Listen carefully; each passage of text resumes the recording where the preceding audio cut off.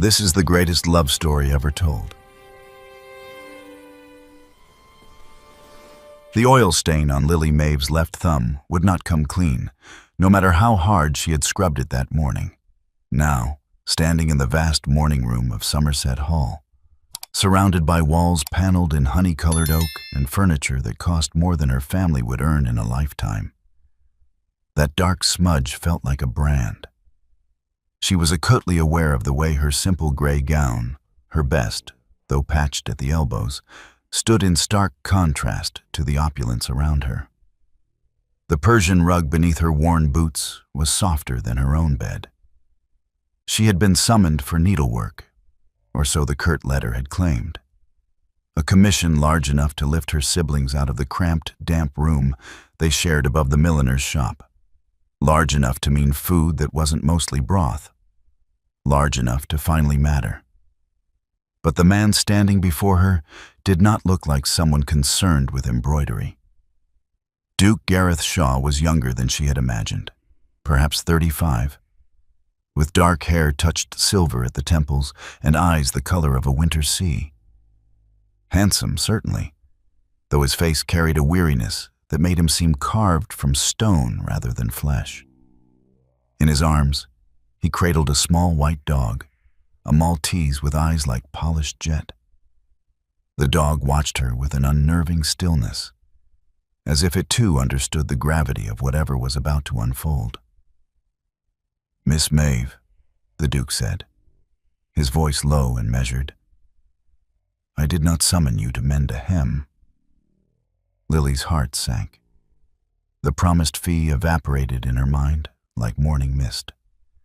He crossed to the window, still holding the dog with a tenderness that seemed at odds with his cold demeanor. "I have 6 months left to live. The physicians have been quite clear on that point." He stroked the dog's head. "And Baron here, he suffers from a parallel ailment, untreatable. The veterinarian gives him the same timeline." The words hung in the air like smoke. Lily found she could not speak. Gareth turned to face her fully. "I require not a seamstress, Miss Maeve, but something far stranger. An archivist of the soul, if you will. Someone to help me execute a calendar of deeds, specific acts I must complete before the end. For my estate, for Baron, for myself." He paused, studying her with an intensity that made her want to step back. "Your payment will be substantial, enough to transform your circumstances entirely. But you must keep this arrangement, and the countdown itself, an absolute secret." Lily's mind raced. 6 months. A dying duke and his dying dog. A bizarre task she did not fully understand. But her youngest sister's cough echoed in her memory. The landlord's threats. The gnawing, endless hunger. "I accept," she said, her voice steadier than her hands. "When do we begin?" "My lovely family, you know I care about you all. But before we continue with Lily and Gareth's heartbreaking journey, I need to ask you something. If you believe that love stories, even the ones that end too soon, deserve to be remembered and shared, then please hit that subscribe button right now. Like and share this video, because if we don't share these tales of impossible love and extraordinary sacrifice, they disappear just like the people in them. Don't let this story vanish unwatched. Subscribe so you never miss a story that might change how you see love and loss. Now, let's see what happens when Lily enters a world she was never meant to belong to. The quarters assigned to Lily were in the servants' wing, tucked at the end of a narrow corridor that smelled of beeswax and lavender. The room itself was larger than the entire space her family shared in town. A small bed with a quilted coverlet, a washstand with an actual mirror, a writing desk positioned beneath a window that overlooked the estate's eastern gardens. By her standards, it was palatial. By Somerset Hall's standards, it announced precisely what she was: hired help, kept at a careful distance from the family apartments above. Yet her work, as the Duke made immediately clear, would take place entirely in his presence. The contract was presented to her that same afternoon in the library. A cavernous room lined floor to ceiling with leather-bound volumes that gleamed in the firelight. Gareth's solicitor, a thin man with spectacles that magnified his watery eyes, laid the document before her on the massive mahogany desk. The paper was heavy, expensive, covered in dense legal script that might as well have been a foreign language. "The terms are thus," the solicitor intoned. "Upon successful completion of the calendar of deeds as specified by His Grace, you will receive the sum of £500. Lily's breath caught. £500. It was a fortune. A life-changing, impossible fortune. Payment to be rendered in full upon the conclusion of the 6th month, provided all tasks are executed to His Grace's satisfaction," the solicitor continued. "You will maintain absolute discretion regarding the nature of this arrangement, the timeline disclosed to you, and any private matters you may witness. Breach of confidentiality will result in immediate termination without compensation and potential legal action for damages." Gareth stood by the window, his back to them both, one hand resting on the sill. Baron sat at his feet, a small white sentinel. "Do you understand the terms, Miss Maeve?" the solicitor asked. "I do," Lily said, though her hand trembled slightly as she accepted the pen. Her signature looked small and childish next to the elaborate flourishes of the legal script, but it was done. She was bound now by law and by need to see this strange arrangement through to its end. The solicitor departed with a curt bow, leaving her alone with the Duke.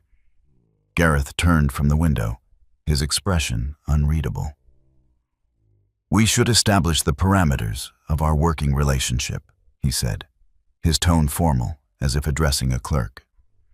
"You will attend me each morning at 9 o'clock in whichever room I designate. I will provide you with the details of each deed as we approach it. Some will require preparation, others will be spontaneous. You are to document each act in the journal I will provide, with both written description and, where appropriate, sketches or mementos." Lily nodded, clasping her hands before her to still their shaking. "You will take your meals in the servants' hall unless a particular deed requires your presence at table. You will not discuss this arrangement with the staff, nor will you speculate about my health or timeline. Should anyone inquire about your purpose here, you are to say only that you have been engaged for archival work related to the estate's history." "Yes, Your Grace." His jaw tightened almost imperceptibly. "This is a professional arrangement, Miss Maeve. I expect professionalism. There will be no sentiment, no familiarity beyond what is strictly necessary for the completion of our work. Is that understood?" The coldness in his voice was like a physical barrier between them. Lily had known grief, had seen it hollow out her father after her mother's death. But this was different. This was grief wielded like armor, hardened into something impenetrable. "Perfectly understood, Your Grace," she said quietly. "Good." He moved to the desk and retrieved a leather-bound journal, its cover embossed with a simple pattern of leaves. "This is yours. Guard it carefully. We begin tomorrow." He dismissed her with a slight nod, already turning his attention to the papers on his desk. Lily took the journal and retreated, feeling the weight of the 6-month countdown settle onto her shoulders like a yoke. That night, alone in her small room, she opened the journal to its first blank page. The paper was cream-colored, thick and smooth beneath her fingertips. She had never owned anything so fine. For a long moment, She simply sat there, pen poised, unsure what to write. A record of deeds not yet done, a chronicle of a death foretold.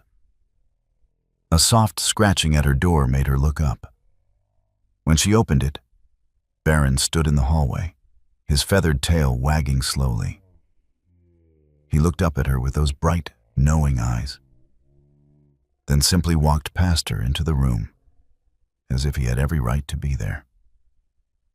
"Baron," Lily whispered, glancing down the empty corridor. "You shouldn't be here. His Grace will—" But the little dog had already claimed the small rug beside her bed, turning 3 precise circles before settling with a contented sigh. He rested his chin on his paws and watched her expectantly. Lily closed the door quietly and returned to her desk. "You're going to get me dismissed on my first day," she murmured. But there was no real reproach in her voice. The room had felt too large, too empty. Now, with Baron's steady breathing filling the silence, it felt almost like home. She dipped her pen in ink and began to write. Day 1. The contract is signed. The Duke has made his expectations clear. This is to be a professional arrangement, nothing more. 6 months to document a life's final deeds. 6 months until... She could not bring herself to write the words. Instead, she drew a small sketch in the margin. A white dog with eyes too wise for his small body, already breaking the rules his master had set. Baron sighed in his sleep, a sound of perfect peace. Lily allowed herself the smallest of smiles and continued writing into the night. The first deed came on the 3rd morning, delivered with the same clinical detachment Gareth applied to everything. "Thomas Welby," he said, standing at the window of his study as autumn rain streaked the glass. "He was my father's groundskeeper for 40 years. Retired now, living in the cottage past the North Woods. He has debts, medical expenses for his wife before she passed last winter. Approximately £60 owed to various creditors in the village." Lily looked up from the journal where she'd been sketching the view from the study window. "You wish to pay them?" "I wish for you to pay them," Gareth corrected. "Anonymously. He's a proud man. He would refuse charity, especially from the estate." He crossed to his desk and retrieved a leather purse heavy with coin. "Go to each creditor personally. Tell them an anonymous benefactor has settled the accounts. Do not reveal my involvement under any circumstances." Lily took the purse, feeling the weight of it. More money than she'd held in her entire life, and she was simply to give it away to strangers. "And Mr. Welby, shall I tell him his debts are cleared?" "No. Let him discover it naturally when next he goes to town." Something flickered across Gareth's face, too quick to name. "Document the transactions, the names, the amounts, that is all." She spent the day traveling between the village shops in the estate carriage, feeling absurdly grand and entirely out of place.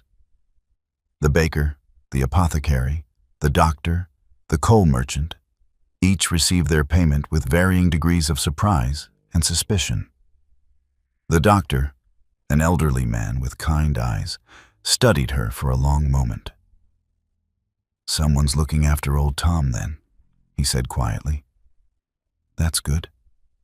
That's very good." Lily wrote it all down that evening, the amounts, the transactions, the doctor's words. But what she couldn't capture in ink was the strange, somber satisfaction she'd glimpsed in Gareth's eyes when she reported the deed complete.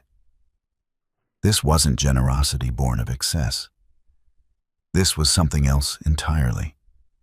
Something that tasted of atonement. The second deed came a week later and proved far more complicated. Gareth led her to the village himself, Baron trotting at his heels despite the light rain.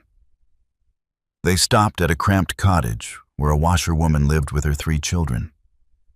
The youngest, a girl of perhaps 5 with tangled brown hair, clutched a rag doll so worn that its features had nearly disappeared. "Her name is Emma," Gareth said quietly as they stood outside. "The doll was made by her grandmother, who died last month. It's falling apart." Lily glanced at him, confused. "You want me to mend it?" "I want you to restore it. Make it whole again." His voice was rough.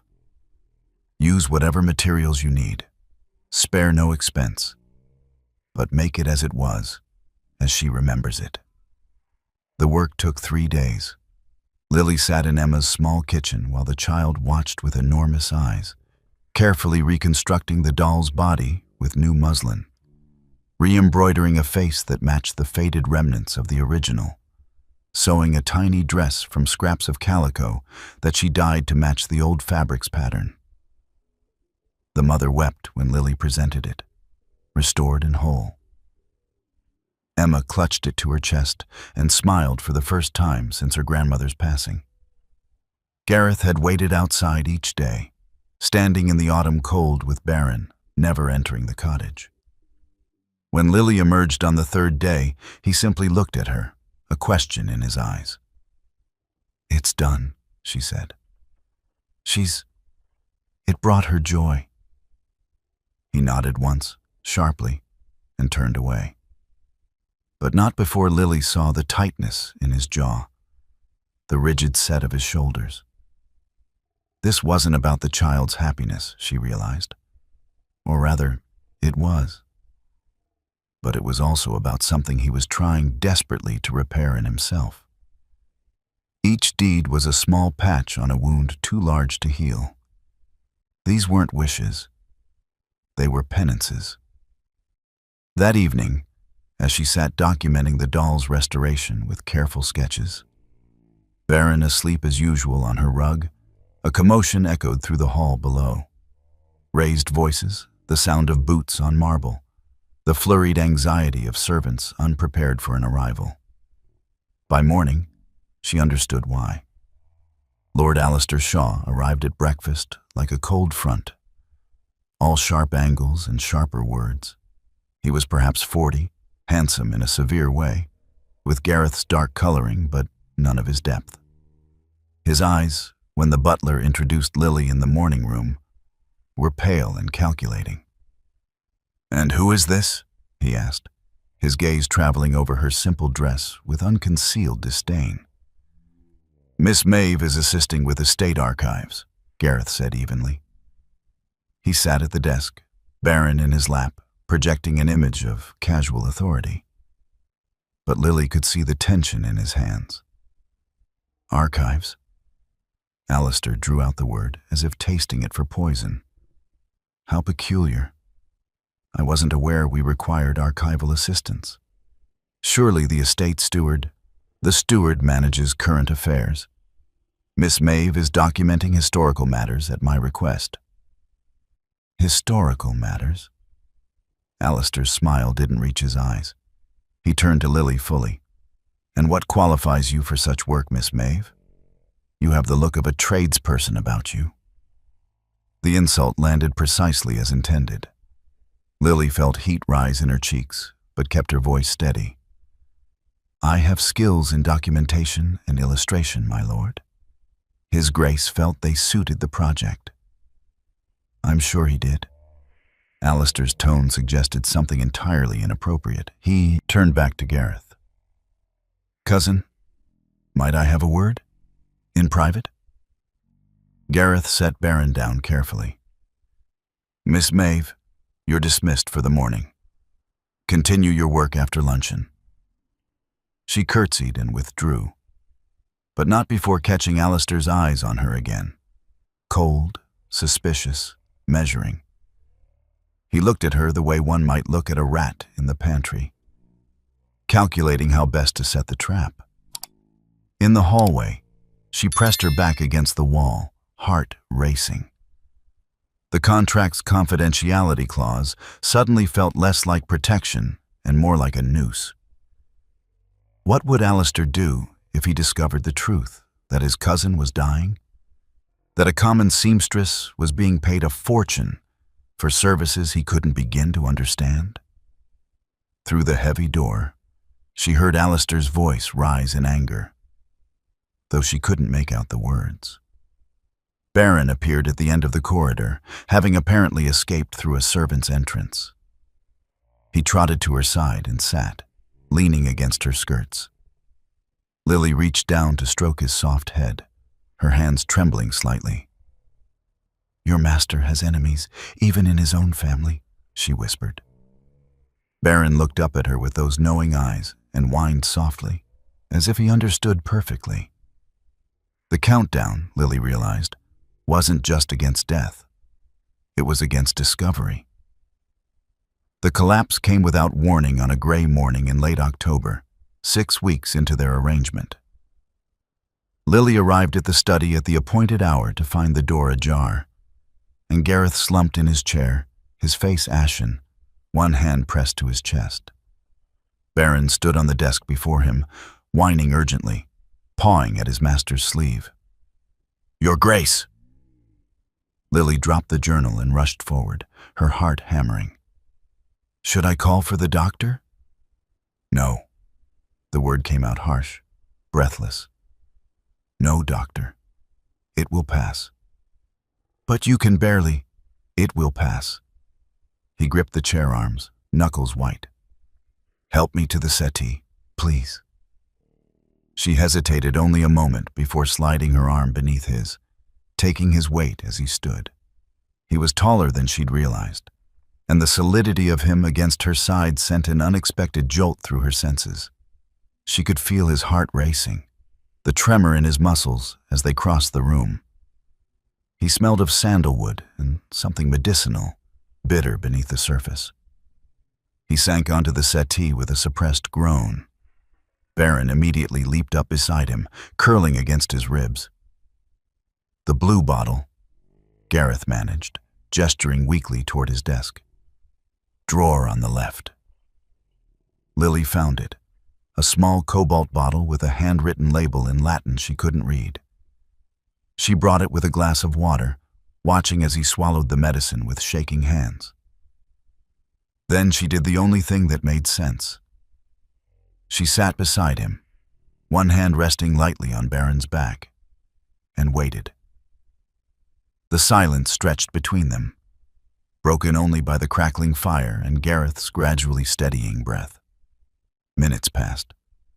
Color slowly returned to his face. "This will happen more frequently," he said finally, his voice rough. "As we approach the end, you should be prepared." "How often does it happen now?" 2 or 3 times a week. "The medicine helps?" "Sometimes." He closed his eyes, leaning his head back against the settee. In the firelight, she could see the fine lines of pain bracketing his mouth, the shadows beneath his eyes that spoke of sleepless nights. "You weren't hired to be a nurse." "I was hired to help you complete your deeds," Lily said quietly. "I can hardly do that if you're alone and unconscious on the floor." The corner of his mouth twitched. Not quite a smile, but something softer than his usual severity.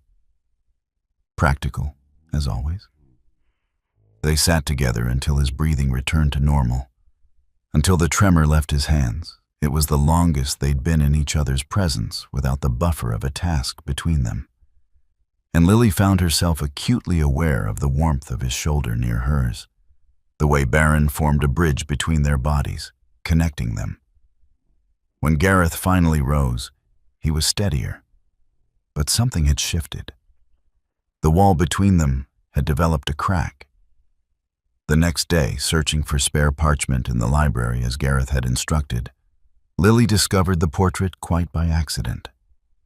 It had been turned to face the wall, hidden behind a globe and several stacks of ledgers on a high shelf. She wouldn't have noticed it at all, except that Baron had followed her into the library and began whining at that particular shelf with unusual insistence. "What is it, boy?" she murmured, moving the globe aside. The portrait was small, intimate, clearly meant for private display rather than a formal gallery. It showed a young woman, perhaps 25, with gentle eyes and dark hair arranged in soft curls. She wore a pale blue dress and held an infant in her arms, a baby in christening robes, its tiny face peaceful in sleep. The woman's smile was radiant, full of uncomplicated joy. Lily's breath caught. She knew that look. She'd seen it on her own mother's face in the single daguerreotype her family possessed, taken when her youngest sister was born. This was love. This was family. This was everything Gareth had lost. You shouldn't have found that. She spun to find Gareth in the doorway, his expression unreadable. Baron whined again, looking between them anxiously. "I'm sorry.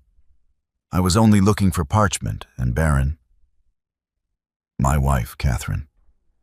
His voice was flat, factual, as if reciting from a ledger. "And our daughter, Anne. They died 4 years ago.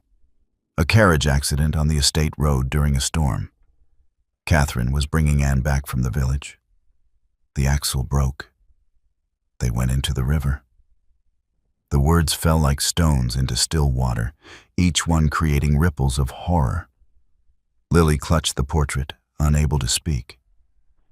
"I should have had the bridge repaired months earlier," Gareth continued, still in that terrible, emotionless tone. "The estate manager had warned me. But I was in London, attending to matters I thought more important. Politics, social obligations, things that mattered not at all." He paused. "I received the news at a ball. I was dancing when they died." "Your Grace," Lily whispered. "I'm so sorry." "This month's deed," he said, as if she hadn't spoken, "requires us to visit the chapel on the North Road. It's been abandoned since the accident. I haven't been able to. I need to go there, before the end. And I need you to witness it." They rode out 3 days later in a small carriage, Baron on the seat between them. The chapel stood alone on a hillside, its stone walls covered in ivy, its windows dark and empty. The river ran nearby, swollen with autumn rain, singing its endless, indifferent song. Gareth stood before the chapel doors for a long moment before pushing them open. Inside, the air was cold and smelled of damp stone and rotting wood. Light filtered through the broken windows in pale shafts. The pews were thick with dust. He walked to the front and simply stood there, staring at the altar where his wife and child must have been meant to be christened, or perhaps married, or remembered. His shoulders began to shake. Lily had documented tears before, the washerwoman's grief, old Thomas Welby's relief when he discovered his debts forgiven and had come to the estate to learn who'd helped him. But this was different. This was a man breaking apart after years of holding himself together through sheer will. She set down her journal and crossed to him, placing one hand gently on his arm. "They would forgive you," she said softly. "If they loved you, they would forgive you." "I cannot forgive myself." His voice cracked. "Every deed I ask you to complete, they're all attempts to balance the ledger, to do the things I should have done when it mattered. But it's too late. It will always be too late. It's not too late to honor them, to live the months you have left in a way that would make them proud." She tightened her grip on his arm.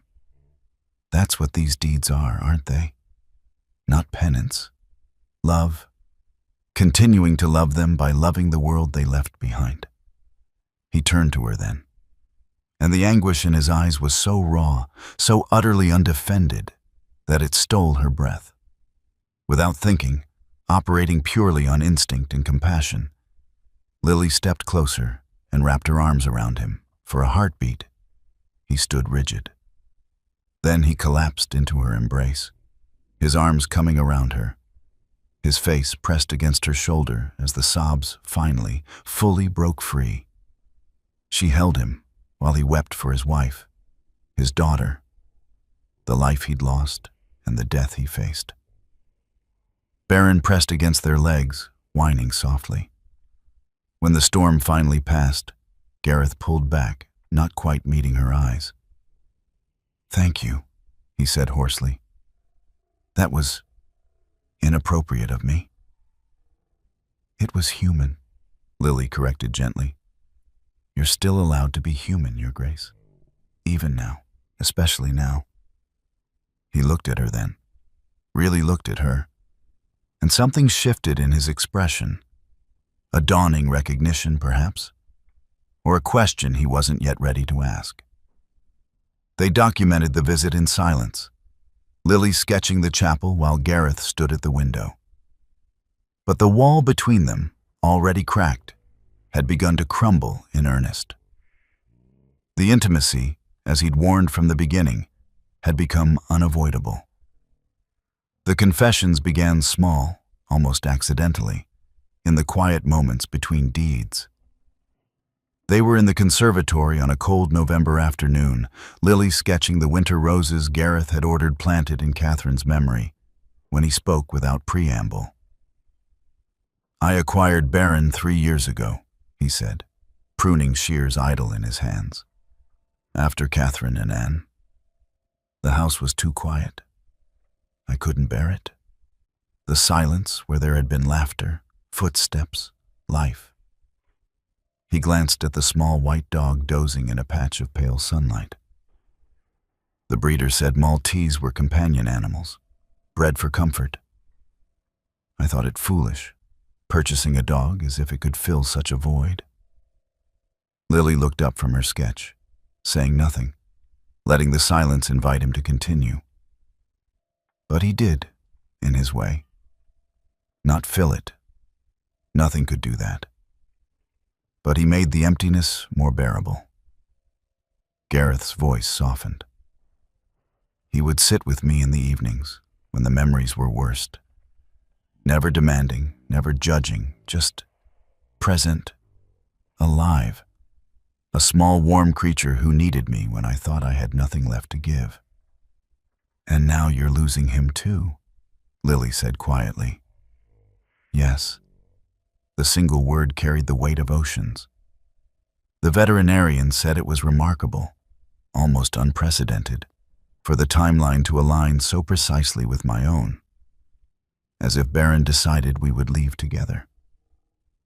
He set down the shears, his hands trembling slightly.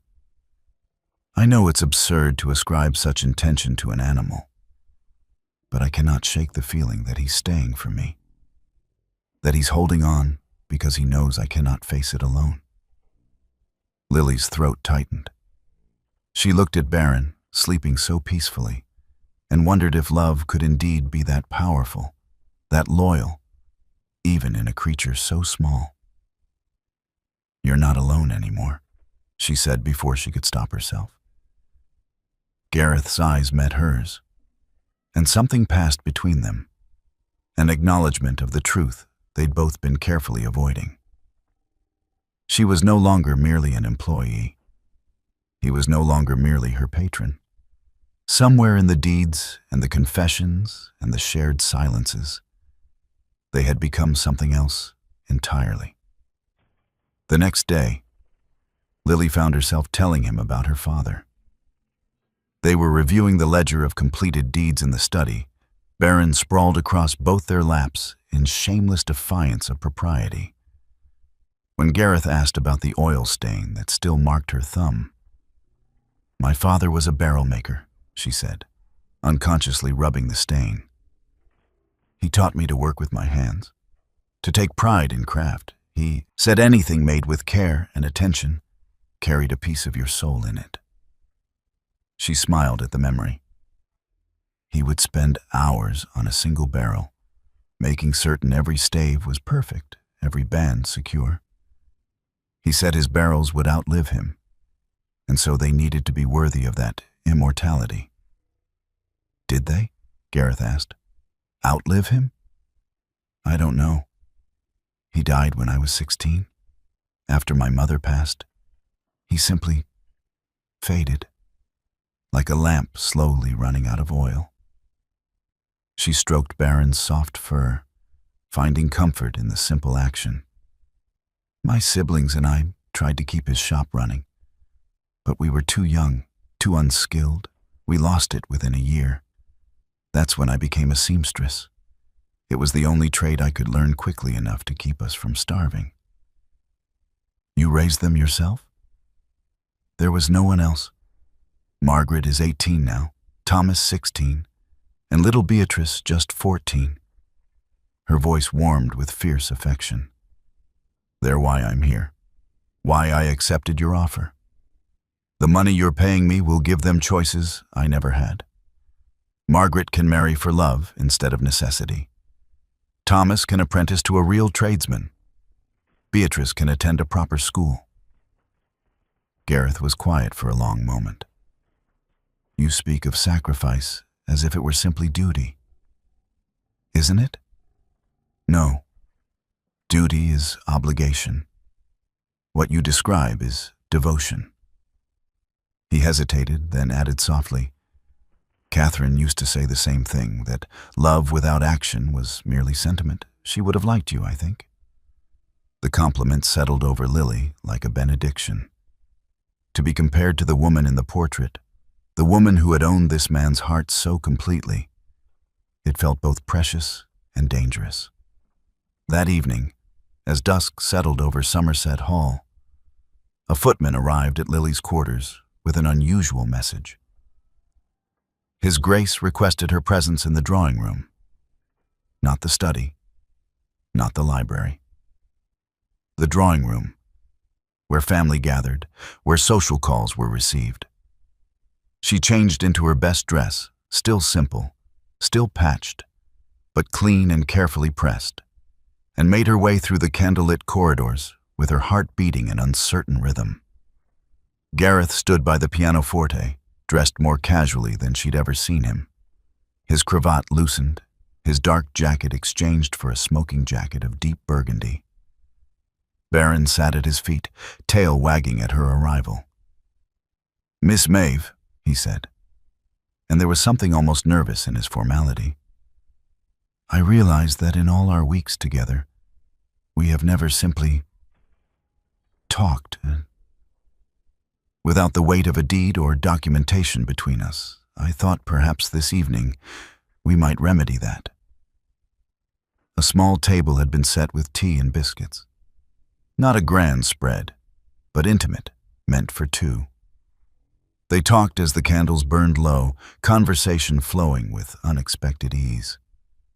Gareth spoke of his childhood, of learning to manage the estate, of the weight of a title inherited too young.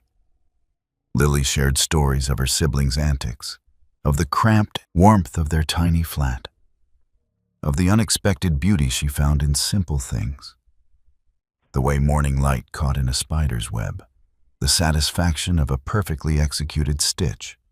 "I haven't laughed in 4 years, Gareth said suddenly, after Lily recounted Beatrice's attempt to dye a dress and turning everything in the wash basin purple, including herself. I'd forgotten what it felt like. "Laughter isn't a betrayal," Lily said gently. "Joy doesn't diminish grief. It just reminds us that we're still alive. For a little while longer, at least." The words should have been bitter, but instead they were almost peaceful.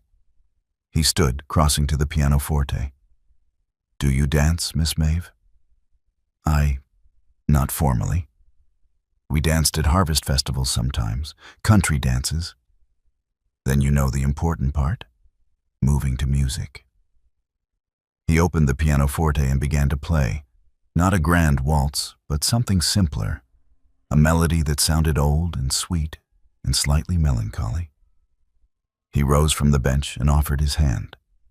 Lily took it, her calloused fingers sliding against his, and let him draw her into the open space before the fire. There was no grand ballroom sweep to their movement, no practiced elegance. just two people swaying gently to music that seemed to come from somewhere deeper than the instrument, guided by a rhythm that had nothing to do with formal steps. Gareth's hand rested at her waist. Hers touched his shoulder. The space between them was proper, correct, yet charged with an electricity that made her breath shallow. "Lily," he said, and the use of her given name sent a shiver through her. "I need to tell you something."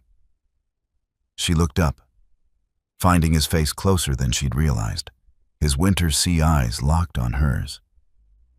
"These weeks with you have been—" He paused, searching for words. "I expected to simply endure the remaining months, to complete my tasks and fade quietly. But you've made me want to live them, truly live them, not merely survive. And I don't know if I should thank you for that gift or apologize for the cruelty of it." "Why cruelty?" she whispered. "Because now I have something to lose again. Someone to—" He stopped himself, jaw tightening. "This is unfair to you. You came here for employment, not for this." The music from the pianoforte continued its ghostly melody, though his hands were no longer on the keys. Perhaps Baron had learned to play, Lily thought with borderline hysteria. Or perhaps the house itself was conspiring to make this moment impossibly perfect and impossibly doomed. "What if I want this too?" The words escaped before wisdom could catch them. "What if I stopped seeing this as employment weeks ago?" His hand tightened at her waist. For a breathless moment, she thought he might kiss her, wanted him to kiss her with an intensity that frightened her. Instead, he pressed his forehead to hers, eyes closed, breathing unsteady. "We have 2 months left," he said hoarsely. "Perhaps less. I have no right to ask you to care for a dying man." "You're not asking," Lily said. "I already do." They stood there, swaying gently, not quite dancing and not quite embracing, existing in the fragile space between what was and what could never be. Baron watched from his place by the fire, and somewhere in the house, a clock chimed 10. The wall between them hadn't just cracked, it had shattered entirely, and neither of them had the strength to rebuild it. Lord Alistair returned to Somerset Hall on a bitter December morning, arriving unannounced in a carriage that scattered gravel like grape shot. Lily was in the study with Gareth, reviewing sketches of the village school they'd helped fund, the previous week's deed, when the commotion in the entrance hall reached them. "My lord," the butler's voice carried up the stairs, strained with diplomatic panic.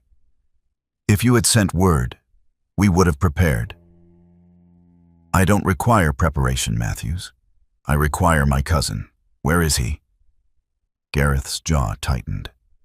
He'd been smiling a moment before, genuinely pleased with Lily's rendering of the school children receiving their new slates and primers.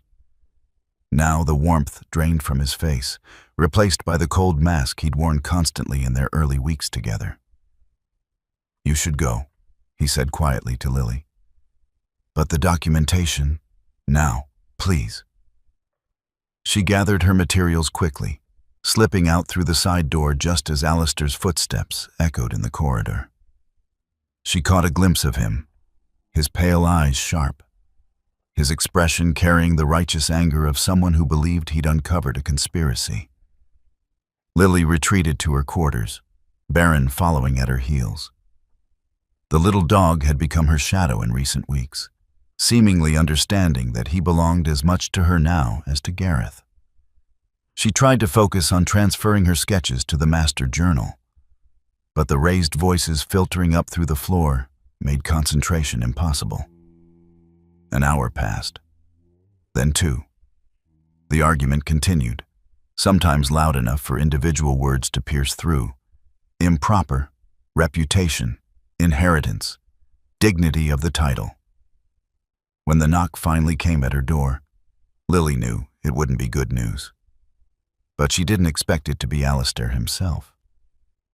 He stood in her doorway, filling the frame with an aggressive casualness that immediately set her on edge. His gaze swept over her modest quarters with barely concealed disdain. "Miss Maeve, how cozy you've made yourself here."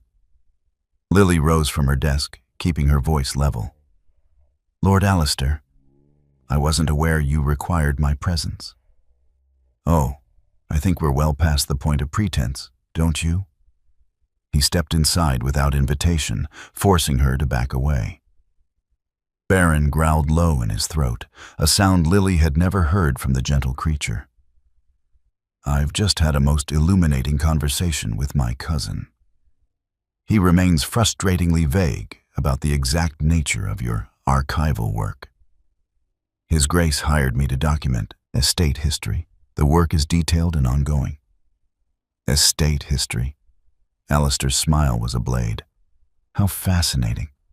And yet the staff tells me you spend every day closeted with Gareth. You take meals together. You travel together to the village. You were even seen dancing together in the drawing room last week." He paused, letting the implications settle like poison. That seems rather intimate work for an archivist. Heat flooded Lily's cheeks.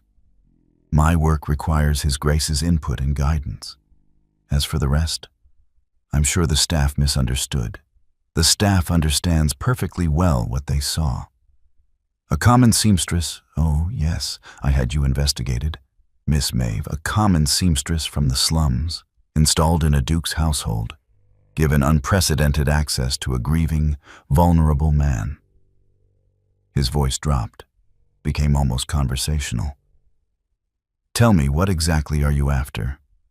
A generous bequest? Perhaps marriage, if you can trap him before the scandal becomes too loud to ignore?" "How dare you? How dare I?" Alistair laughed, the sound cold and mirthless. "I dare because I have a responsibility to the Somerset title, to the estate, to the family legacy. Gareth is not himself. He hasn't been since Catherine's death. He's susceptible to manipulation, to pretty words from a pretty face. It's my duty to protect him from opportunists." Lily's hands clenched into fists. "I am not an opportunist. His Grace hired me for legitimate work, which I have performed with complete professionalism." "Professionalism?" He drew out the word mockingly. "Is that what you call spending hours alone with him daily? Accepting his gifts? Don't deny it. I've seen the new dresses in your wardrobe, the books, the writing materials, all far beyond what any servant would receive. Those are tools for my work. Your work." Alistair moved closer, his voice dropping to something more dangerous. "Let me tell you what I think your work really is, Miss Maeve. I think you've recognized a dying man's vulnerability and decided to exploit it. I think you're playing the role of companion, confidant, perhaps more, in hopes of securing your future at the expense of the Somerset inheritance." The accusation was so unjust, so deliberately cruel, that for a moment Lily couldn't find words. Baron's growling intensified, and she placed a calming hand on his head. "You know nothing about me or my work here," she managed. "Don't I?" Alistair reached into his coat and withdrew a folded paper. "Lily Maeve, daughter of a failed barrel maker, currently responsible for 3 younger siblings living in squalor above a milliner's shop in town. Rent 3 months in arrears, outstanding debts to the grocer, the coal merchant, and the landlord, totaling approximately £40. He looked up from the paper with false sympathy. Desperate circumstances for a desperate woman. How convenient that my cousin appeared with an offer of employment at precisely the right moment. Terror sliced through her. He'd investigated not just her, but her family, which meant he knew exactly where to strike to cause the most damage. My family has nothing to do with this. On the contrary, they have everything to do with it. Alistair refolded the paper with deliberate care. Here's what's going to happen, Miss Maeve. You're going to complete whatever little project Gareth has assigned you, accept your payment, and leave Somerset Hall. You will not attempt to secure additional compensation. You will not pursue any further relationship with my cousin. And you will certainly not appear in any will or bequest. And if I refuse? His smile widened. Then I'll be forced to make certain inquiries in town. About your family's debts, their character, their circumstances. I have considerable influence with the landlords and merchants. It would be a shame if your siblings found themselves without housing, without credit, perhaps even facing charges of fraud or theft. These things can be arranged so easily when the right pressure is applied. The threat landed like a physical blow. Lily's breath caught. You would destroy innocent people too. I would protect my family's legacy from a scheming fortune hunter, Alistair corrected. What happens to your family is entirely dependent on your choices, Miss Maeve. Choose wisely. He moved toward the door, then paused, looking back with calculated cruelty. Oh, and one more thing. Gareth's health is failing, isn't it? I've seen the signs, the pallor, the tremors, the medicine bottles poorly hidden.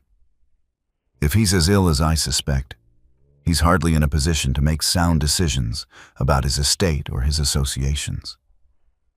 Should I need to, I can petition to have his affairs placed under my management for his own protection. Imagine how that would complicate your little arrangement. Get out, Lily said, her voice shaking with rage and fear. Alistair offered a mocking bow. A pleasure, Miss Maeve. I do hope we understand each other. He left, his footsteps receding down the corridor with unhurried confidence. Lily stood frozen, her heart hammering. Baron pressed anxiously against her legs. Everything Alistair threatened was possible. More than possible. Probable. She'd seen how easily the powerful could crush the vulnerable. One word from him and her siblings would be on the street, facing worse than poverty, facing ruin. The smart choice, the safe choice, was to do exactly as he demanded. Complete the work, take the payment, disappear. But the thought of abandoning Gareth now, with less than 2 months remaining, with the deeds only half finished and his heart finally beginning to heal, it was unthinkable. Worse than unthinkable. It was a betrayal of everything that had grown between them. A soft knock interrupted her spiraling thoughts. She opened the door to find Gareth, his face drawn with concern. What did he say to you? He demanded. I saw him leave your quarters. Lily, what did he threaten? She looked at him. This man who'd lost everything and was losing even the time he had left, who'd somehow found it in himself to care again, despite knowing the cost. The man she'd fallen in love with somewhere between the deeds and the confessions and the dancing. Nothing I can't handle, she lied. Don't. His hand found hers. Don't protect me from this. Whatever he said, we'll face it together. He thinks I'm manipulating you, that I'm after your money or your name. I'll speak with him. Make it clear. No. The word came out fiercer than she intended. He won't listen to you. He thinks you're not in your right mind, that your illness makes you vulnerable to influence. She squeezed his hand, but he's wrong. About all of it. And I'm not leaving. Lily, if he's threatened you or your family, I'm not leaving, she repeated, and felt the truth of it settle in her bones. We have work to finish, deeds to complete, and I will not let him or anyone else stop us. Gareth pulled her close, his arms coming around her in an embrace that was both desperate and protective. You're risking everything. So are you, she whispered against his chest. every time you let yourself care again, knowing how it ends. We're both risking everything. Then we'll risk it together." Baron pressed between them, whining softly. And somewhere in the house, a clock began to chime. Time passing, slipping away, counting down to an ending they could no longer pretend wasn't coming. But they would face it together, Lily decided. Whatever Alistair threatened, whatever consequences came, she would not abandon this man to die alone. Some things were worth more than safety. Some things were worth everything. December deepened into the kind of cold that made even the great fireplaces of Somerset Hall seem insufficient. But Lily hardly noticed. The warmth she felt had nothing to do with flames, and everything to do with the way Gareth now reached for her hand when they walked through the portrait gallery. The way he saved her a seat beside him at his desk. The way he said her name, simply Lily, as if it were a prayer and a promise at once. They were careful. The servants surely suspected. But they maintained a veneer of propriety in public spaces. Yet behind closed doors, in the study or the library, or the conservatory where Baron dozed in winter sunlight, they allowed themselves the luxury of truth. Gareth would read to her while she sketched, his voice washing over her like music. She would absently run her fingers through his hair when he laid his head in her lap during his increasingly frequent moments of weakness. They stole kisses in shadowed corridors, brief and sweet and tinged with desperation. Every touch carried the weight of its own impermanence. "We're living in stolen time," Gareth said one evening as they sat before the fire in his private sitting room, Baron sprawled across both their laps in shameless contentment. "Every moment feels like both a gift and a theft." "Then we'll be thieves together," Lily replied, lacing her fingers through his, "and treasure what we steal." His health was declining more noticeably now. The medicine bottles multiplied on his desk. Some mornings he couldn't rise before 10, but on his good days, he burned with a fierce vitality, as if determined to live a lifetime in the weeks remaining. The next deed, he announced, would be his grandest yet. "I want to host a ball," he said, his eyes alight with something Lily hadn't seen before, not just determination, but joy. Not for society, not for the gentry who've whispered about my isolation for 4 years. For the people who actually matter. The estate staff, the tenant farmers, the villagers who've worked this land for generations. A proper celebration in the great hall, with music and dancing and a feast. One night of beauty and abundance for people who rarely receive either. "That's a considerable undertaking," Lily said carefully. "Are you certain you have the strength?" "I have enough strength for this." He took her hands. "And I want you there. Not as my archivist or my employee, as my guest, my partner in this final deed." The preparations consumed 2 weeks.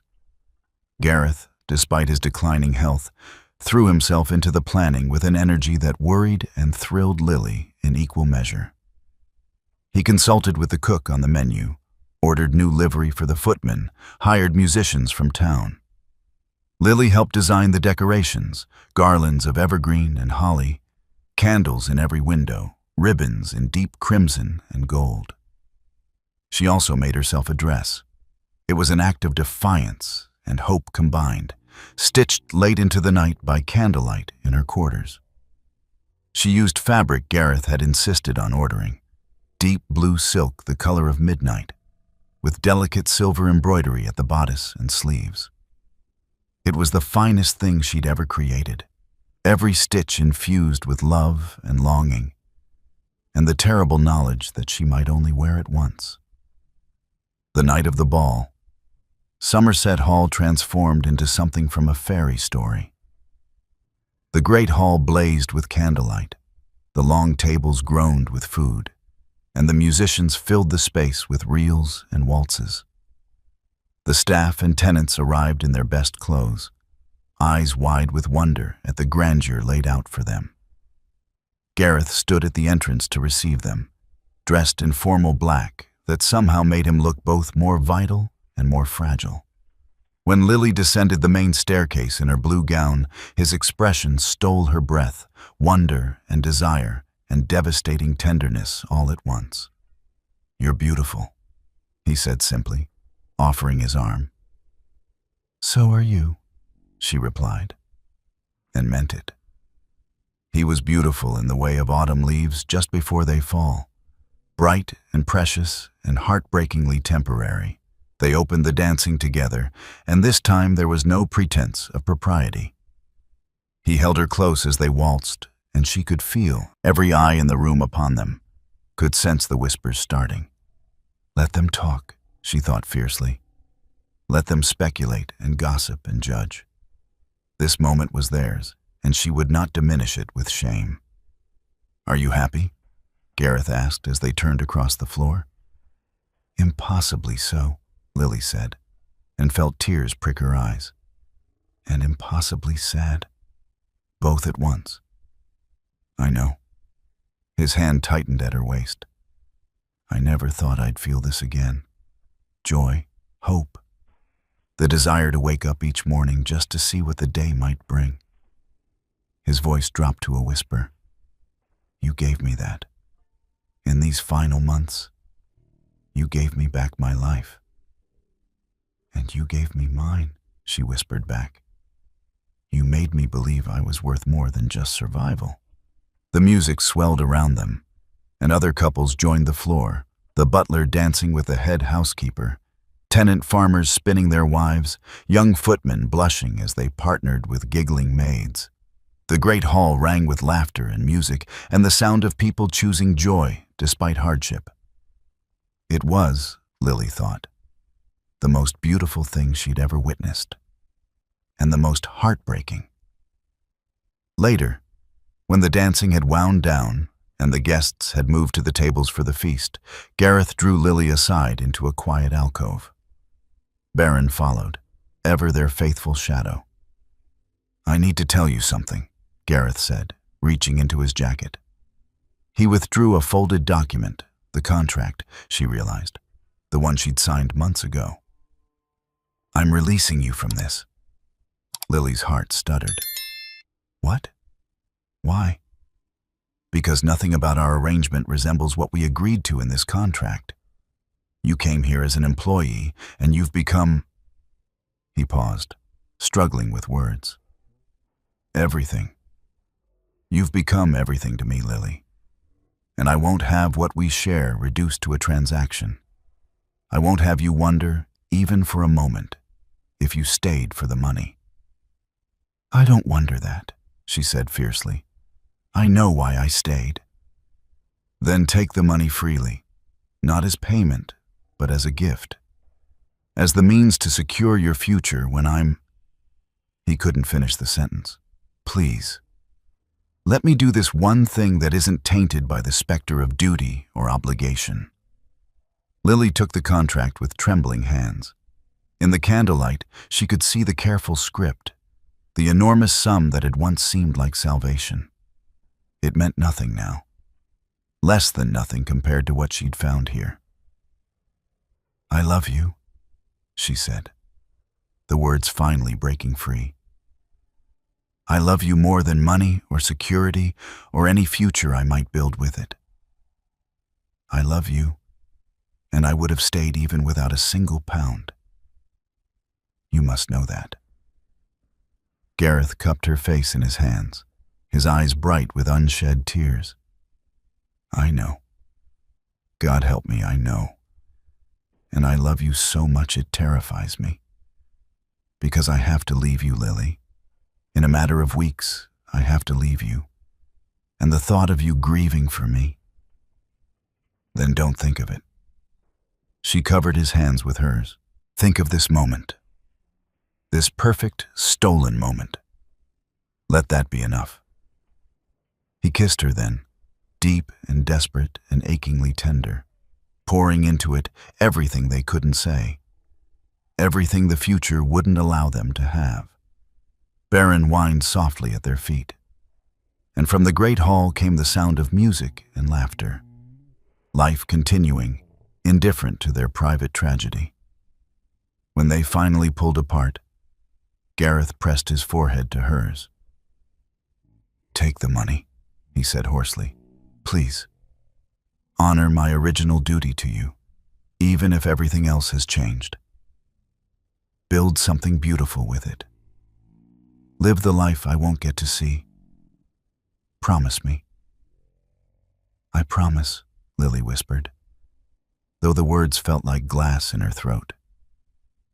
"I'll build something beautiful, something that honors what we had." "What we have?" he corrected gently.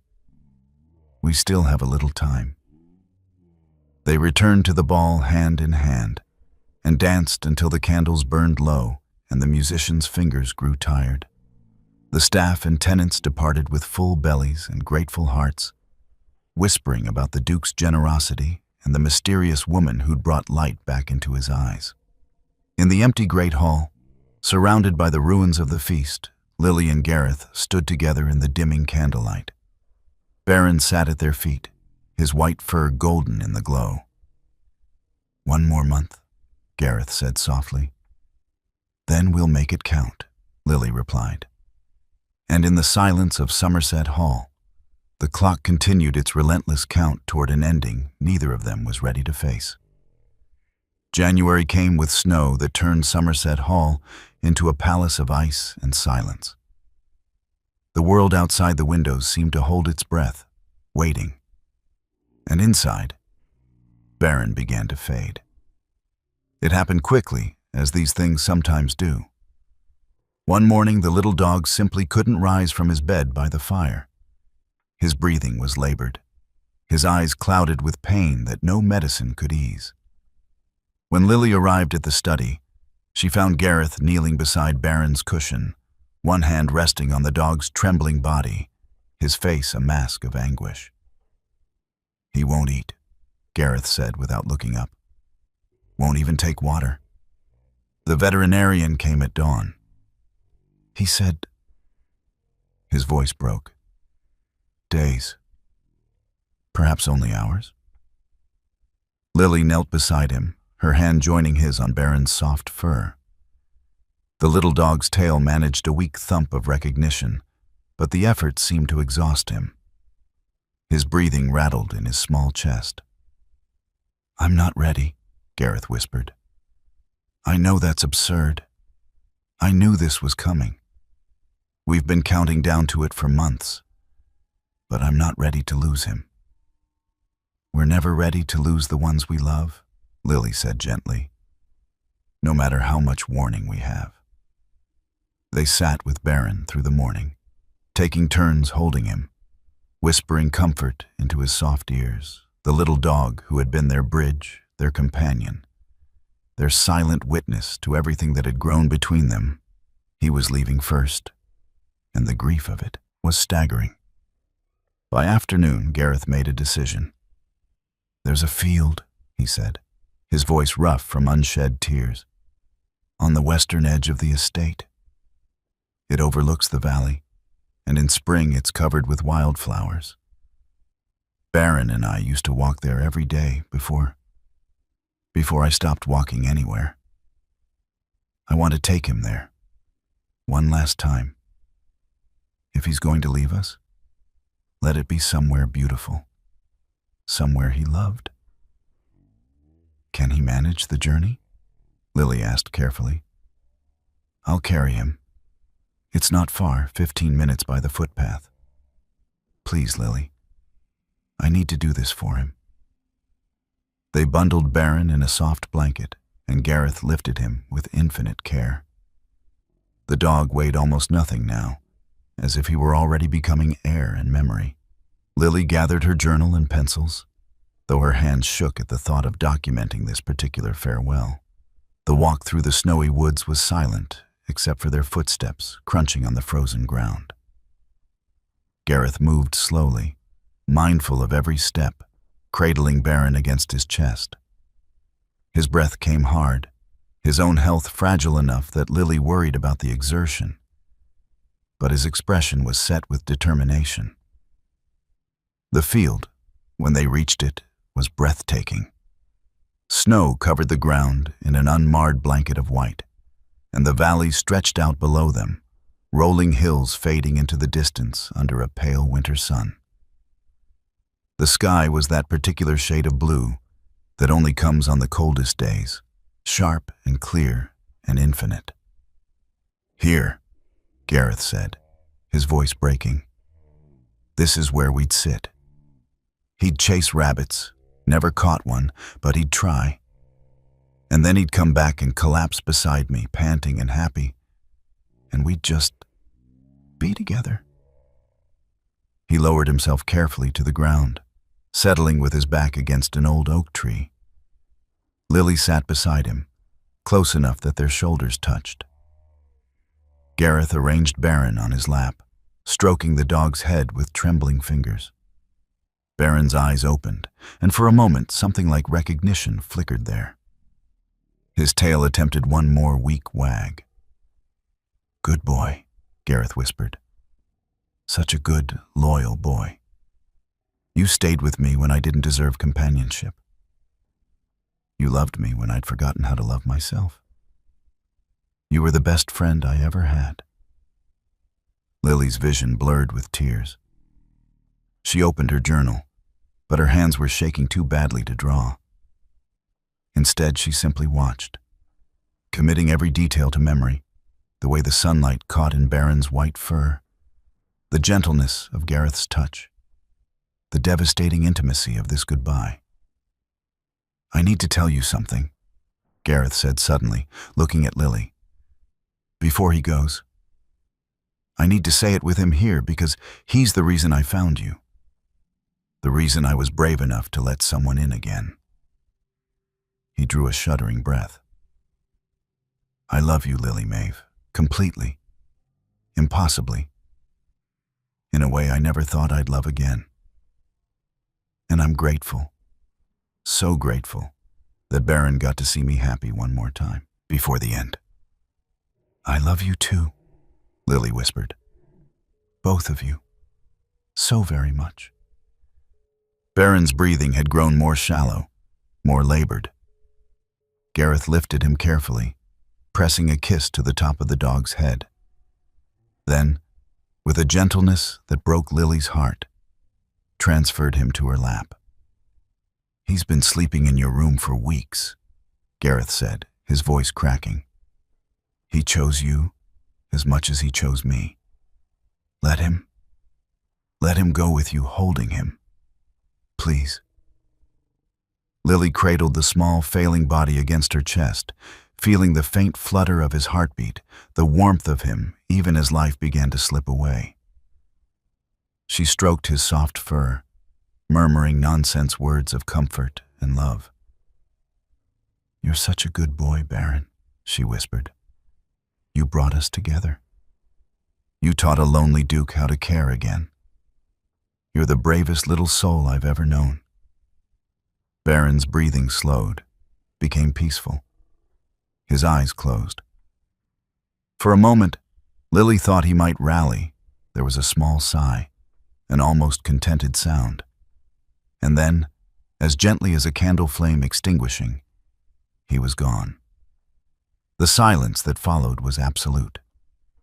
Lily felt the exact moment Baron's spirit left, felt the weight in her arms become just a body, just fur and bones, without the animating force of love that had made him so much more. Tears spilled down her cheeks, hot against the cold air. Beside her, Gareth made a sound like something breaking. Not a sob, but something deeper, a wrenching, primal grief that came from the very center of him. He buried his face in his hands, and his shoulders shook with the force of tears he'd been holding back for hours, days, years. Lily shifted Baron's body carefully, laying him on the blanket with profound tenderness, then turned to Gareth and wrapped her arms around him. He collapsed against her, and this time there was no hesitation. No remnant of the walls he'd built. He wept openly, desperately, like a man who'd finally been given permission to feel everything he'd been denying. "He was all I had," Gareth sobbed against her shoulder. "After Catherine and Anne, he was all I had. And now he's gone, and soon I'll be gone, and there will be nothing left of any of us."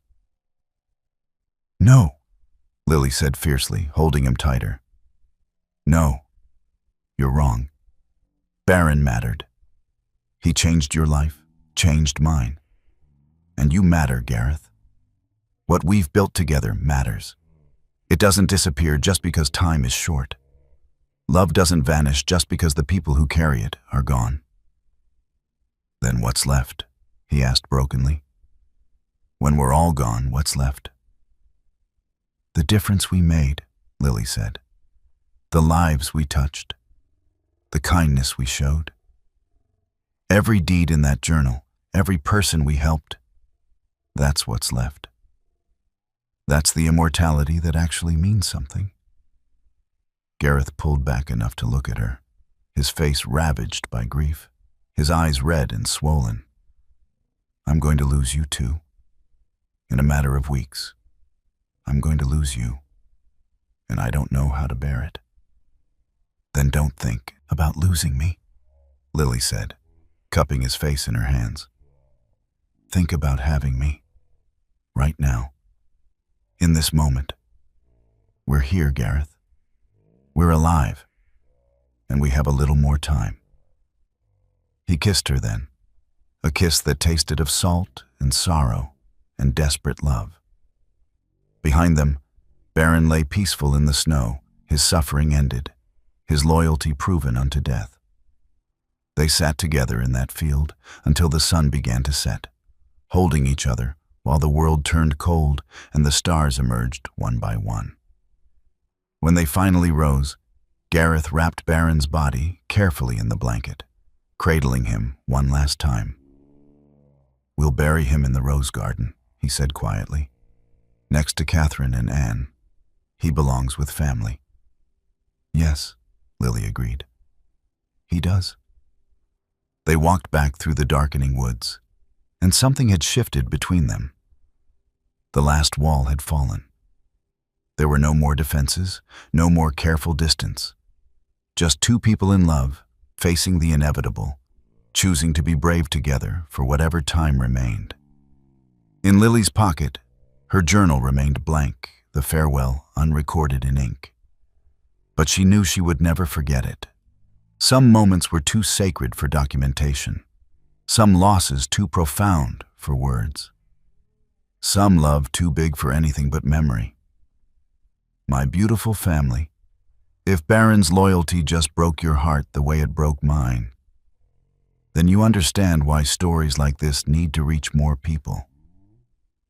This little dog stayed faithful until his last breath." Hit that subscribe button now. Show me that you cared so much about Baron and his loyalty. Share this video with someone who needs to remember that love, even when it's fleeting, is worth everything. Because if you don't share it, who will? And if no one shares it, stories like Gareth and Lily's die in silence. Don't let that happen. Hit like, subscribe, and let's continue to the devastating end together. Baron's death seemed to break something essential in Gareth, as if the little dog had been holding back a dam that now collapsed all at once. Within days of the burial, Gareth's health began its final, irreversible decline. The episodes came more frequently now, moments where his breath simply stopped working, where his heart raced and stumbled, where pain etched itself so deeply into his features that Lily had to look away to keep from weeping. The doctor came daily, his face growing graver with each visit, his medicines increasingly inadequate against the inevitable. They abandoned all pretense of propriety. Lily moved her things into the suite adjoining Gareth's chambers, sleeping on the settee so she could hear if he needed her in the night.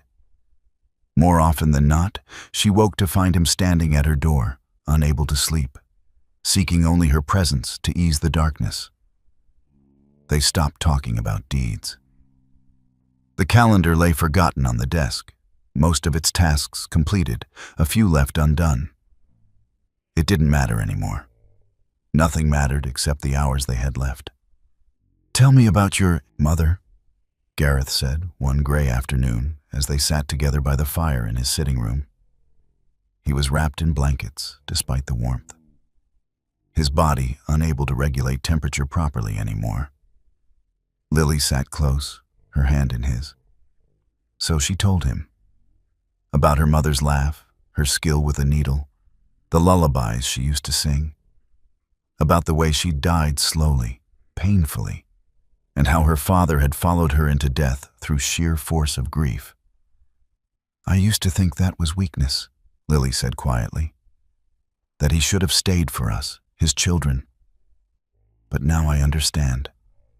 Some losses are simply too large to survive." "You'll survive mine," Gareth said, squeezing her hand weakly. "You're stronger than your father. Stronger than me. I don't feel strong. You are, though. You've held me together these past months. You've been my strength when I had none left." He shifted, turning to face her more fully. "Which is why I need to ask you for one final thing. The last deed. The most important one." Lily's throat tightened. "Anything." He rose with effort, moving to his desk, and retrieved a leather portfolio she had never seen before. Inside were papers covered in his handwriting, notes, dates, names, memories documented in his careful script.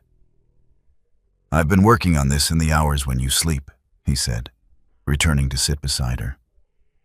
"It's everything. My childhood, my parents, my marriage to Catherine, Anne's birth, the accident, the guilt, meeting you, Baron, the deeds we completed together, all of it, written down as honestly as I could manage." Lily took the portfolio with trembling hands, scanning the pages. His life laid bare in ink and vulnerability. "I don't want a marble monument," Gareth continued.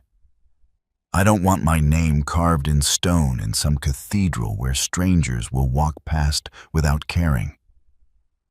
I want something that matters. Something that tells the truth." He looked at her with an intensity that stole her breath. "I want you to take these words and transform them into thread. Create something beautiful from my broken story. A tapestry, an embroidered chronicle, I don't care what form it takes. Just make it real. Make it last." "Gareth," she whispered, overwhelmed. "That could take months, years." "I know. Which is why I'm trusting you to complete it after I'm gone." His hand found hers again, gripping with what little strength remained. "This is my final wish, Lily. Not just to document my life, but to have you immortalize it in the thing you do best, your gift, your art, applied to my story, our story. So that someday, long after we're both gone, someone might see it and know that we existed, that we loved, that our brief time together meant something." Tears streamed down Lily's face. "It's too much. To ask me to spend years stitching your memory while trying to live without you. I know." His own eyes were wet. "I know it's cruel. But I also know you need a purpose, something to pour your grief into. And I need to believe that some part of me will continue, will be kept safe in your hands and your art. Please, Lily. This is all I'll ever ask of you again." She looked at the portfolio, at the pages filled with his life, and understood what he was truly asking. Not just for a memorial, but for a way to keep him with her. A task that would ensure his presence in her daily life, in her work, in her thoughts. a reason to wake up each morning after he was gone. "Yes," she whispered. "I'll create something beautiful. I promise." The relief in his expression was profound. He pulled her close, and they sat entwined while the fire burned low and the winter afternoon faded into evening. The final week was a study in quiet intimacy. They spent hours simply talking about everything and nothing, about childhood memories and philosophical questions, about the nature of love and loss and legacy. Gareth grew weaker by the day, sleeping more, eating less, his body systematically shutting down. But his mind remained clear, and in those lucid moments, he spoke with a peace Lily had never heard from him before. "I'm not afraid anymore," he said one evening as she sat on the edge of his bed, holding his hand. "I was terrified for so long, of dying, of being forgotten, of having my life amount to nothing. But you've given me something I never expected. Meaning, purpose, the knowledge that I'll continue, in some form, through your work." "You would have continued anyway," Lily said, her voice thick with tears she was trying to hold back. "Through the people we helped, the deeds we completed. You've already built a legacy." "Perhaps. But this feels different, more personal, more true." He lifted his free hand to her face, his touch feather light.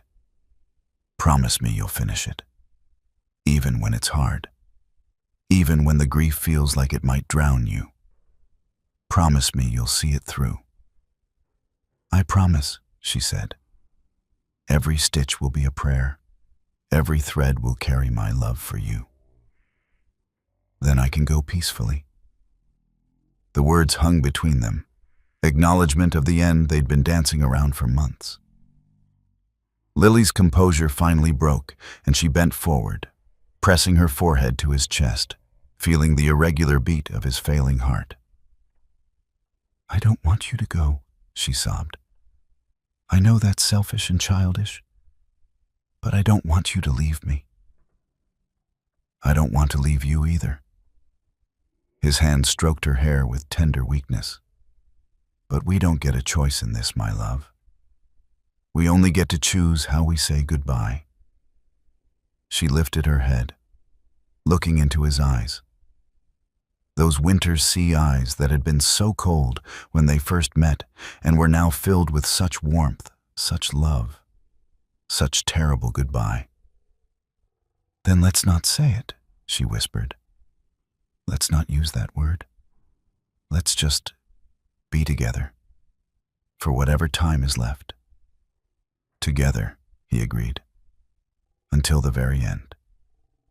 She climbed carefully into the bed beside him, and he wrapped his arms around her with what little strength he had. They lay like that through the night, breathing in rhythm, hearts beating in synchrony, two souls intertwined against the approaching dark. "Lily," he whispered as dawn began to break. "Thank you for everything. For seeing me when I was invisible. For loving me when I thought I was unlovable. For giving me a reason to live my final months instead of just enduring them." "Thank you for trusting me," she whispered back. "For letting me in. For showing me that my worth wasn't just in what I could do, but in who I am." "Who you are is extraordinary," he said. "Never forget that." His breathing had become shallower, more labored. Lily knew, with a certainty that broke her heart, that these were their final hours. "I love you," she said, the words simple and infinite. "I will love you until I draw my last breath. And then I'll stitch that love into every fiber of your story, so it lasts long after we're both gone." "I love you too," Gareth breathed. "In this life and whatever comes after." The morning light grew stronger, spilling through the windows in golden streams. Somewhere in the house, servants were waking, beginning their daily routines, unaware that in this quiet room, a life was ending and a love was being sealed into eternity. Gareth's eyes closed. His breathing slowed, became peaceful.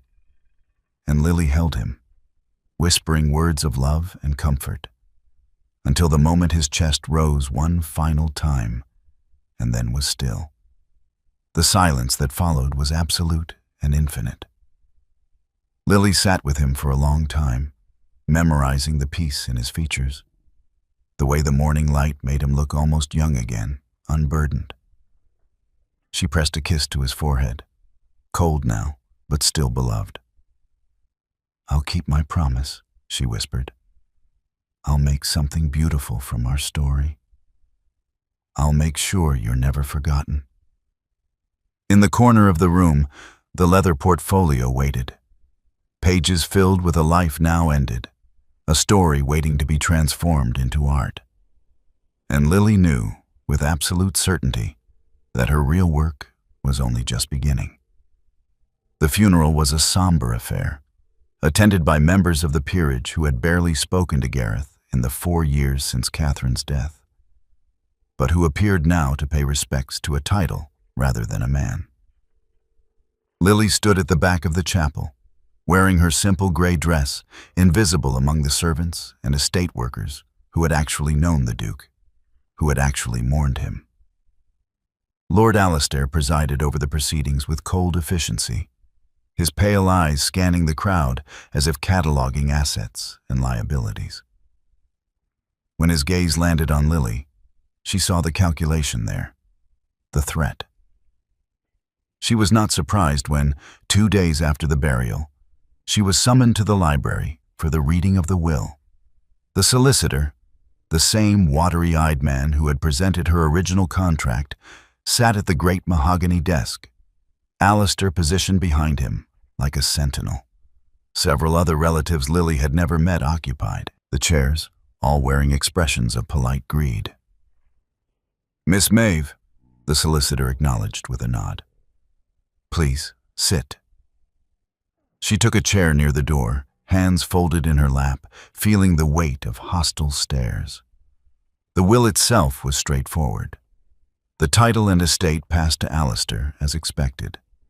Various bequests were made to distant relatives, longtime servants, and charitable organizations. And then, to Miss Lily Maeve, in recognition of services rendered and in gratitude for companionship freely given, I bequeath the sum of £500 as previously contracted, along with an additional bequest of £200 and lifetime tenancy of Rose Cottage on the estate grounds, should she choose to accept it. The room erupted. "This is outrageous," Alistair said, his voice cutting through the murmurs. "A common seamstress given £700 and property? My cousin was clearly not in his right mind when he made these provisions." "His Grace was of sound mind when this will was drafted," the solicitor said calmly. "I can attest to that personally. Furthermore," he withdrew a sealed letter from the portfolio before him. He left specific instructions regarding Miss Maeve's bequest. He broke the seal and read aloud in Gareth's unmistakable script. "To those who would question my final provisions for Miss Lily Maeve, I state clearly and without reservation that she performed her duties with absolute professionalism and integrity. She asked nothing of me beyond the original contract. The additional bequest and cottage are given freely, in recognition of extraordinary service and as provision for work yet to be completed on my behalf. Any attempt to contest these bequests will result in the immediate activation of Clause 17, which diverts the contested funds to charity and bars the challenger from estate grounds. I trust my wishes will be respected. Gareth Shaw, Duke of Somerset." The silence that followed was thunderous. Alistair's face had gone white with rage, but he was trapped. Challenge the bequest and lose access to the very estate he'd just inherited. "There is also this," the solicitor continued, handing Lily a smaller sealed envelope. to be opened privately." Lily took it with shaking hands, feeling Alistair's fury like heat across her skin. She stood, curtsied to the assembly, and left before anyone could speak. In the privacy of her quarters, soon to be vacated for Rose Cottage, she opened Gareth's final letter to her. "My dearest Lily, if you are reading this, I am gone, and you are facing the aftermath alone. I'm sorry for that. Sorry for the suspicion you'll endure, the whispers, the judgment of people who could never understand what we shared. The cottage is yours, along with funds sufficient to live comfortably while you complete the work I asked of you. But there is one more thing, one final wish I couldn't bring myself to speak aloud, because it felt too large, too presumptuous. In the portfolio with my life story, you'll find documents establishing a trust. I want you to use Rose Cottage and the associated funds to create a school for girls like you once were. Poor, talented, deserving of opportunity, but denied it by circumstance. Teach them needlework, art, any skill that might lift them from poverty into purpose. Give them the chance I wish someone had given you. This is my true legacy, Lily. Not the title, not the estate, but the good we can do together even after I'm gone. You'll run the school, you'll teach, and in doing so, you'll prove that worth has nothing to do with birth and everything to do with what we create with our own hands. I love you. I will love you beyond death, beyond time, beyond any boundary this world might set. Finish the tapestry, build the school, live beautifully, always yours." Gareth Lily pressed the letter to her chest and wept for love, for loss, for the extraordinary gift he'd given her even in death. Not just money or property, but purpose, legacy, a way to transform grief into something that would outlive them both. The work began immediately. Rose Cottage was small but perfectly situated near the eastern gardens, with good light and enough rooms to serve as both home and workspace. Lily moved in with her few possessions and Gareth's portfolio, setting up her embroidery frame in the main room where sun streamed through tall windows. She started with fabric, the finest linen she could find, stretched taut and primed for thread. Then came the design, sketched carefully from Gareth's written memories. She would create a narrative tapestry, she decided, telling his story in sequential panels like a medieval chronicle. The first panel showed a young Gareth inheriting the title, the weight of responsibility evident in his posture. The second showed his marriage to Catherine, their joy rendered in golden threads. The third, the birth of Anne, tiny and perfect in her mother's arms. The fourth, the accident, the storm, the grief, worked in deep blues and grays and blacks that took her weeks to complete, each stitch a prayer for the dead. She worked through spring and into summer, her siblings visiting on Sundays, marveling at the scope of the project. Margaret had married a kind clerk, Thomas apprenticed to a carpenter, Beatrice enrolled in a proper school, all made possible by Gareth's gift.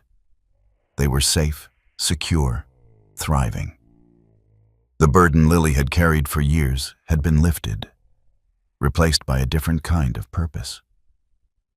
The tapestry grew. Panel by panel, Gareth's life emerged in silk and wool and cotton. His years of isolation worked in muted tones. Baron's arrival, a splash of white that brought warmth back to the narrative. And then, her own appearance, rendered as a small figure in gray, barely visible at first, but growing more prominent, more colorful as the story progressed. She stitched their deeds, the groundskeeper's debts forgiven, the child's doll restored, the ball in the great hall. She stitched Baron's death, the field of snow, the moment of letting go. And finally, the last panels, Gareth's final days, their love declared openly, his peaceful death rendered with such tenderness that visitors would weep when they saw it. But she didn't stop there. The final panel showed not an ending, but a beginning. Rose Cottage with its doors open, young women gathering to learn, to create, to build futures with their own hands. The legacy continuing, the love transforming into something lasting. It took 18 months to complete. When Lily finally stepped back from the finished work, she was 30 years old, her eyes tired from close work, her hands permanently stained with dye, her heart both broken and healed in ways she couldn't articulate. The tapestry was magnificent. 10 feet long, 6 feet high, worked in threads so fine that from a distance it looked like a painting. It told the truth, all of it. The joy and the sorrow and the impossible love that had bloomed in the shadow of death. She had it installed in the entrance hall of what was now officially the Somerset School for Young Women, established by trust and overseen by Lily herself. The first class of 12 girls, aged 14 to 18, all from poor families, all showing talent in needlework or art, had begun their studies that autumn. On the day of the school's official dedication, Lily stood before the tapestry with her students gathered around her. Some were already crying, moved by the story rendered in thread. "This," Lily said quietly, "is why we do what we do. This is why stitching matters, why art matters. Because it tells the truth when words fail. Because it preserves what would otherwise be lost to time. And because every thread you work carries meaning, carries your heart, carries the possibility of something lasting beyond your own brief life." A young girl, perhaps 15, raised her hand tentatively. "Miss Maeve, did you love him? The Duke?" Lily smiled, though tears pricked her eyes. "More than I thought it was possible to love. And he loved me too. Our time together was impossibly short, but it was real. And this," she gestured to the tapestry, "this makes it immortal." In the years that followed, the Somerset School became renowned throughout England.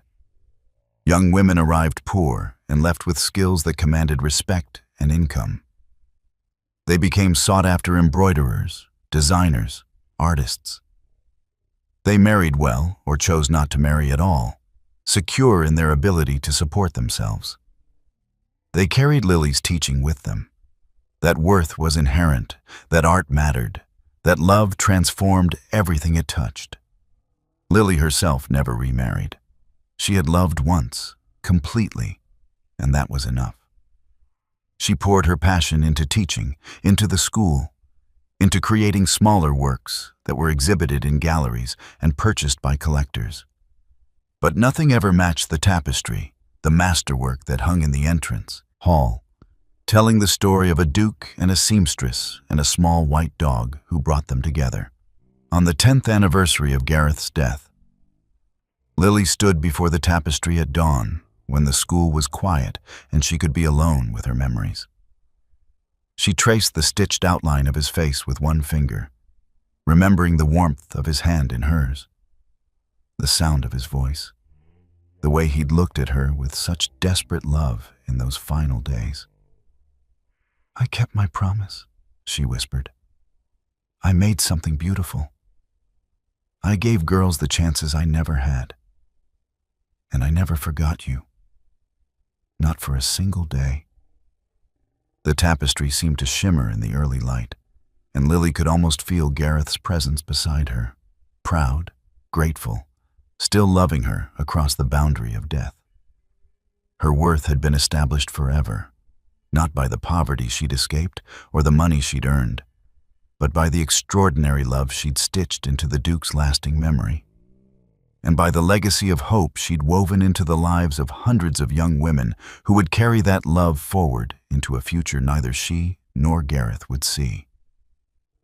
Some loves, she had learned, were too big for one lifetime, Some loves were meant to be immortal. My lovely family, Lily spent 18 months stitching Gareth's memory into immortality. You can honor their story in just 3 seconds. Hit that like button if this tale of love, loss, and legacy moved you. Subscribe because there are more stories like this. Stories of people who loved impossibly, sacrificed everything, and left legacies that mattered. And please, share this video.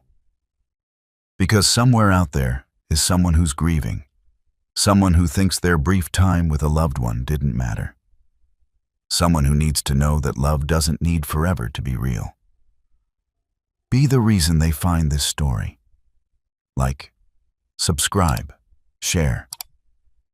That's how we keep stories like Gareth and Lily's alive. That's how we prove that love, even when it ends, never truly dies. At the end of this video, you'll see a suggestion for another powerful story from our channel. Click it and let yourself be surprised by even more unforgettable emotions with love. The Victorian Royal Stories team.